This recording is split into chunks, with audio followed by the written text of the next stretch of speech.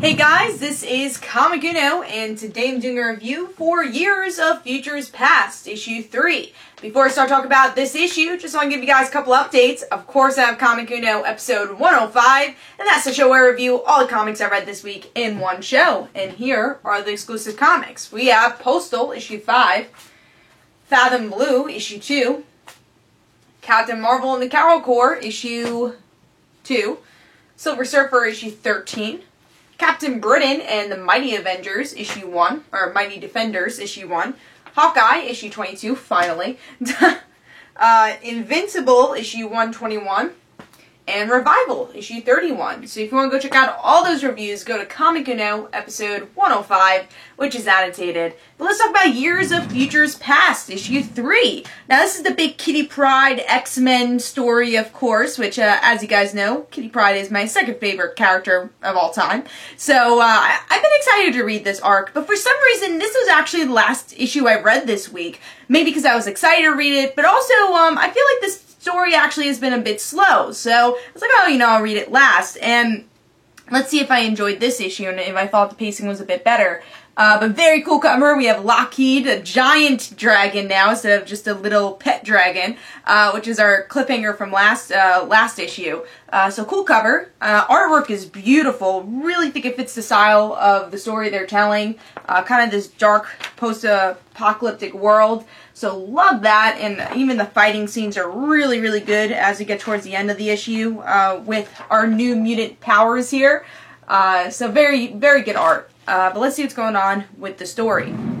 So with this issue, we get to see a lot of revelations. Now, Lockheed is taken out of the prison that he was in, or out of the underground area he was in, that he was protecting the underground area for a long time, and finally is able to kind of join the battle, and he actually does some destruction because he's a very big dragon now, and someone targets him and he falls down, almost crushing Cameron. And that's where we learn that Kitty saves Cameron and calls Cameron her son. So we're all very confused, like, oh, how is this possible? Cameron is Wolverine's son. Don't worry, it's not Wolverine's son. It is Colossus's son, but to protect Cameron throughout these years, or give him a different view, Kitty gave Wolverine her son, and we're finding this all out now, and the children are finding this out now, seeing that they had siblings, and, there was a little love tension in the last issue, so, they make a Star Wars joke about it, but, it's also them trying to figure out how to defeat President Kelly. They're still in the mix of this battle, this battle of hate, and they still need to figure that out, and they end up teaming up with Nightcrawler in this issue to do so. And again, still dealing with their emotions of Cameron being the son of Kitty Pryde and Colossus. I love this issue. I think this was better than the first and second issue, and I really enjoyed the first issue. Again, the second issue I thought lost a bit momentum for me, but just gained it totally back in this issue, with, again, wonderful artwork and really great twists and turns. I knew there was something up with Cameron, especially with his powers, but I didn't know exactly what.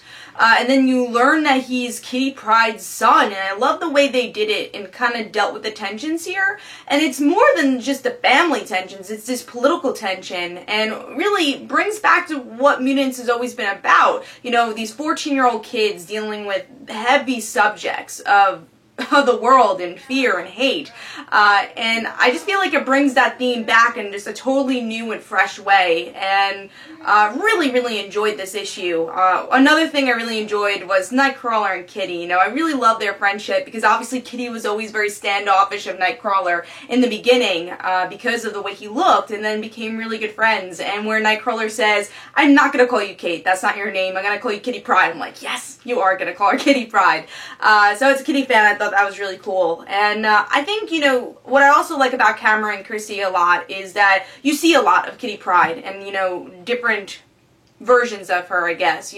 She's developed as a hero along the way, and her character has changed a lot. That's something I love about Kitty's character, is the development we've seen of being the youngest X-Men to being a badass ninja. And you see that forms, or those forms in both Christie and Cameron. And then also seeing badass Kitty throughout the whole issue. But yeah, this was a really pleasant surprise with a lot of twists and turns, and if you're a Kitty Pryde fan, I think you'll love this. Again, it just adds so many things that you love about the character and I guess her history into one big issue. So Years of Futures Past issue 3 is my pick of the week, and I give it 4.5 stars. I thought it was a really well done issue, and so far my favorite of the mini-series. So if you guys enjoyed, this is Comic Uno. Don't forget to follow me on Twitter. Don't forget to like my Facebook page. Also in the description below, there's links for my comic book, Like Father Like Daughter, and don't forget to like the Facebook page of Like Father Like Daughter. I'll see you guys later. Bye.